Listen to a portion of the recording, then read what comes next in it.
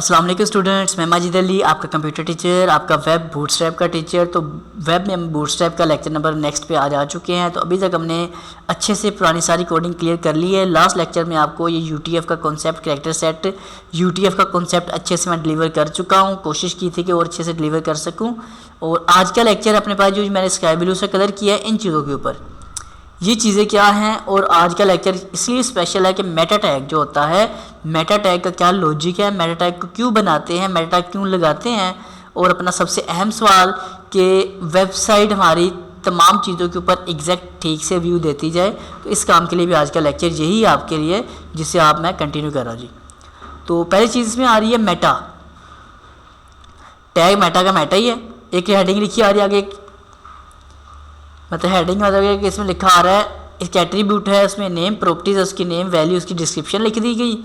और कंटेंट के अंदर जो भी आपकी वेबसाइट के ऊपर इन्फॉर्मेशन, आप इस पेज जो आप बना के गूगल के ऊपर अपलोड, डेफिनेटली जब वेबसाइट अपनी ऑनलाइन करोगे तो गूगल आपकी इस वेबसाइट को सर्चिंग में किसी खाते में तो किस तरफ से तो लेके आएगा ना। तो किस तरह से लेके आए, उसे क्या पता कि कौन सी वेबसाइट को लेके आना है, तो गूगल का आपको बताना होता है अपने वेब पेजेस में। मेटा के टैग में खासतौर पर डिफाइन करना पड़ता है। अगर कुछ पैराग्राफ की शक्ल में लिखना होता है तो आप तमाम का तमाम पैराग्राफ इस तरह मेटा के टैग में डिस्क्रिप्शन के अंदर डिफाइन करवा सकते हैं जी। ठीक होगी बात। ये हो गया पहली चीज़ जिसका नाम है डिस्क्रिप्शन। और आप जितनी मर्जी लंबी free web tutorial, computer tutorial, इस तरह कोई भी इन्फॉर्मेशन लंबी से लंबी आप डिटेल में लिख सकते हो कि this is my web page and I am showing you my web page content information like HTML से कुछ भी डिटेल आप इसमें पुट करवा सकते हो। तो आप एक लॉन्ग पैराग्राफ टाइप करना है तो आप इसमें यूज़ करोगे। दूसरा मेटा टैग होता है जिसके अंदर लिखा आ रहा है नेम, उसका कीवर्ड्स, और इसके कंटेंट में क्या आ जाता है जी, HTML, CSS, XML, JavaScript, PHP। मतलब आपने क्या काम करना है, अपने टैग्स, इसे बोलते हैं टैग्स बेसिकली। तो आपने कीवर्ड्स बोलते हैं, टैग्स बोला जाता है। तो आपने अपने वेब पेज के ऊपर जो टैग्स आपने इस्तेमाल करने हैं, गूगल जिस चीज़ों को सर्च करके ला सके वो यहाँ मेंशन करने हैं। मतलब मैं कहता हूँ मेरी मोबाइल फ्लैशिंग की शॉप है, तो मैं एक मोबाइल फ्लैश करता हूँ, मोबाइल डेट कंट्री अनलॉक करता हूँ, तो हार्ड रीसेट करता हूँ। तो इस तरह की मेरी वेबसाइट है। तो अब गूगल को तो नहीं पता ना कि आपकी वेबसाइट इस तरह की है। कोई हार्ड रीसेट मोबाइल लेके सर्च करे तो आपकी वेबसाइट को लेके आना। तो गूगल को आसानी के लिए आपने यहाँ पर ये टैग लिखने हैं। जो आपकी डिस्क्रिप्शन है उसमें कोमा नहीं लगाते, मतलब कोमा लगा सकते हैं पैराग्राफ की सूरत में, लेकिन टैग्स में क्या होता है, हर छोटे छोटे जो वर्ड्स जो ज़रूरी हो सकते हैं वो सारे के सारे आप लिखने के लिए कोमा का सेपरेशन लाजमी करते रहते हो, ताकि टैग्स आपके प्रॉपर बनते जाएँ।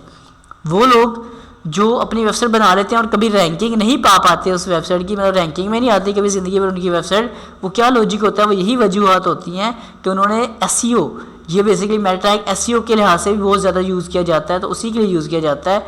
तो आप इस टैग से ये वाला फ़ायदा भी उठा सकते हो, टैग्स और डिस्क्रिप्शन टाइप करोगे ताकि गूगल आपकी वेबसाइट को सर्चिंग में ला सके।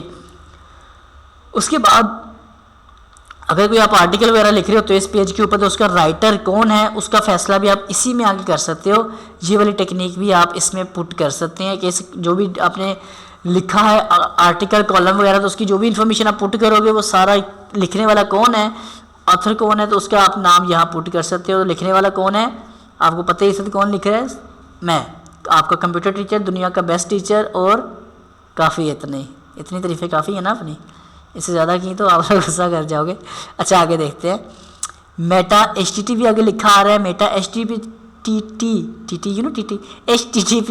के आगे लिखा आता है रिफ्रेश, और कंटेंट आ रहा 30। इसका मतलब ये है कि आपका जो वेब पेज का हाइपर टेक्स्ट ट्रांसफ़र प्रोटोकॉल है वो रिफ्रेश होगा हर 30 सेकेंड के अंदर।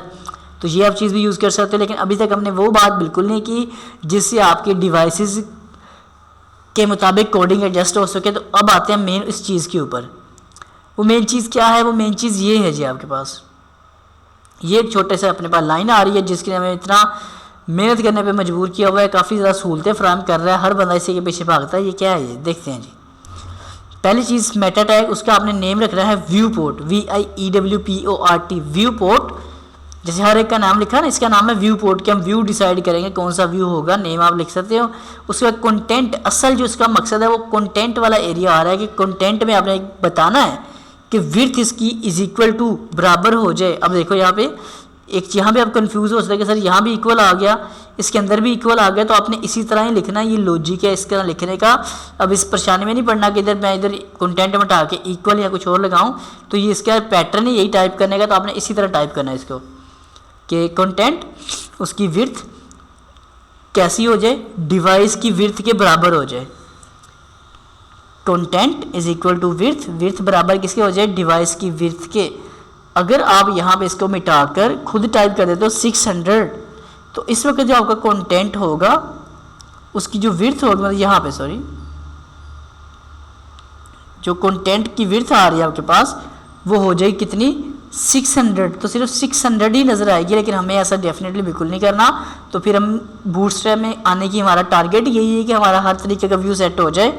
तो आप इसको करोगे कि डिवाइस माइनस विड्थ, कि जैसी डिवाइस के ऊपर विड्थ आ रही, जैसी उसकी रेजोल्यूशन आ रही है, हमारा ये कंटेंट उसके मुताबिक हमें नज़र आए, उसको नज़र आए, ताकि अच्छे से वो देख सके।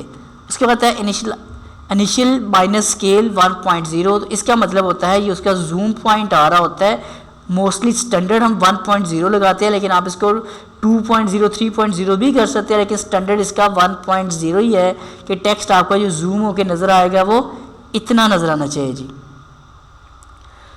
तो ये अपने पास खास तौर पे बात थी मेटा टैग की, जो मेटा के ऊपर हमने इतनी सारी कहानी के चक्कर में पड़े हुए थे। तो मेटा टैग आज हमने कर लिया कंप्लीट और अच्छे से इसको समझ भी लिया। अभी तक सिर्फ समझा है, प्रैक्टिकल हम लोगों ने अभी तक इसका करके नहीं देखा। तो अब हमारी पास बारी आती है इसके प्रैक्टिकल करने की भी तरफ भी।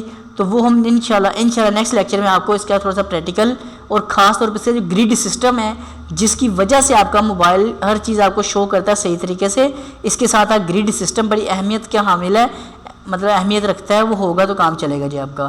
तो सुनो, अगर आपको यहाँ तक ये सीरीज़ लेक्चर अच्छा लगा हो तो इसे लाइक शेयर कमेंट ज़रूर कीजिएगा, और मेरे चैनल टेक्नोलॉजीज़ वर्ल्ड और फन जोन दोनों को सब्सक्राइब भी कर लीजिएगा। तो मैं आपके साथ ये सीरीज़ कंटिन्यू करता रहूँगा जब तक आपके लाइक कमेंट्स मुझे मिलते जाएंगे।